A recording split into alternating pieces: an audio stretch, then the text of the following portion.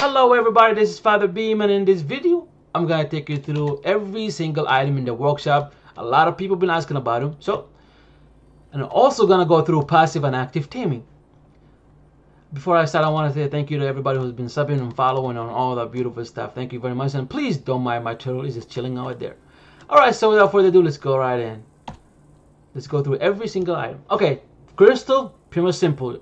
It's the only item that you can actually tag a pit, so you can send it to spirit realm. But sometimes there will be spirit in the other side that you didn't send them, that you actually can tame.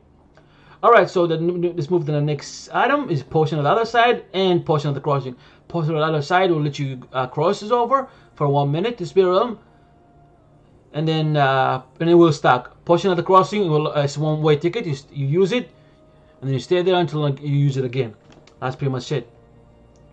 Spirit arrows, pretty much simple. Every arrow you use, it adds 10 points depending on the level of the arrows. Siphons is also similar. You gotta shoot with it, and every time you shoot, it will give you 1% increase tame progress. So, which means if you have different players or different people playing with you and helping you tame, if you have, let's say, 4 people with you, that means 4%. So the more people, the faster the tame is with these siphons. Alright, and then the next spirit calming, but I'll go back into it in a second. Let's move up to the lesser totem of the other side. It's very simple. All it does is you place it just like a pretty much a potion, but what you do is you place it on the ground, and it'll give you a huge area. That's all spirit realm. As long as you inside that area, you will be inside the spirit realm. But if you leave that area, you will leave the spirit realm.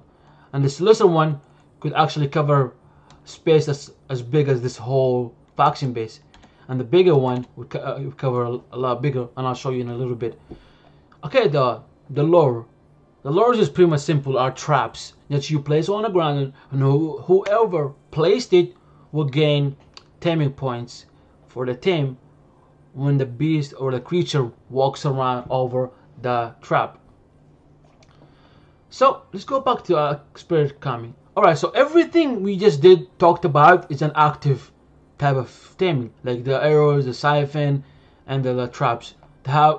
Creature have to be actively hit with it to actually gain progress in your tame. But the only item that doesn't is the spirit calming. It's actually a passive taming, which means if you place the totem of the spirit calming on the ground, as long as the creature you're taming around it, it will actually gain taming progress without you having to do anything. So it'd be smart if you can actually trap your pet or your creature you want to tame within a box or something, or a cage, and they will progressively gain that extra tame progress for you. And you have more, then you'll gain more. Alright, so let's go and show you the example of the few of them. Alright, so first thing I want to show you example of is the spirit calming. It's pretty simple. All you gotta do is just place it, and as long as it's clicking, it will give you progress on your pit without you having to do anything. As long as they're near this area, and if you get that, this is the lesser one. If you get the greater one, you give more tame points. So you don't have to do anything. That's pretty much all it does. Okay, the other thing we gotta use is this is the. I want to actually use this. Do I have it on me? Yes, I do.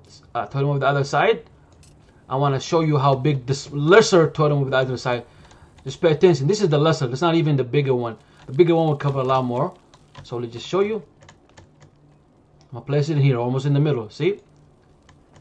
And see right now, everything around this area, as long as you're in it for 3 minutes, it will give you.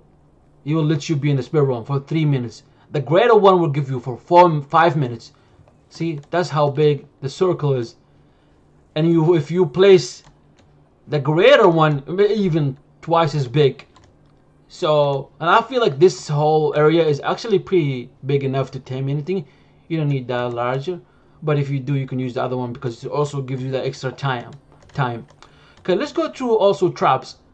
Traps are actually very simple. All you gotta do is place them in wherever you want to place them in, and when you do that, you can actually stack them up on top of each other. That's what I do. Just stack them up on top of each other, And then when you do that, whatever a creature walks over will gain tame.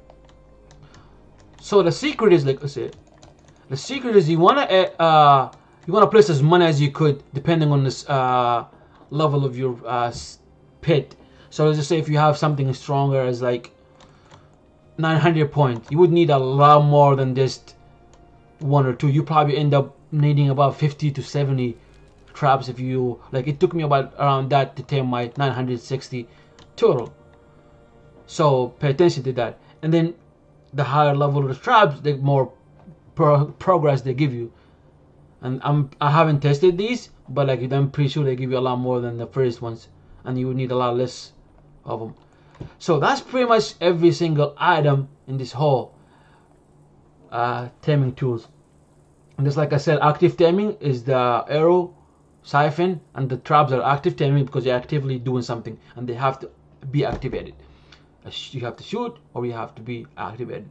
The only thing is spare calming is the only passive taming, and it gives you like progress over and over again, so you don't have to do anything, and it's actually not expensive at all. Like if you see all the requirements, so I would suggest if you're taming something stronger, you would want to use a bunch of these, a bunch of the traps, and have friends to help you. And that's how simple it is. And it actually could be harder if you have a lot of lost around you, so pay attention to that. But that's pretty much all of it on how to do it. If you guys have any other questions, please hit me up. And I'm also gonna upload another video explaining what I call cage taming or pet taming. Like when you put when you cage your creatures in a pit so they don't escape, and you can use the passive taming. But that's about it. Thank you very much for watching, and please follow and sub and all that beautiful stuff. Thank you very much, and enjoy the video.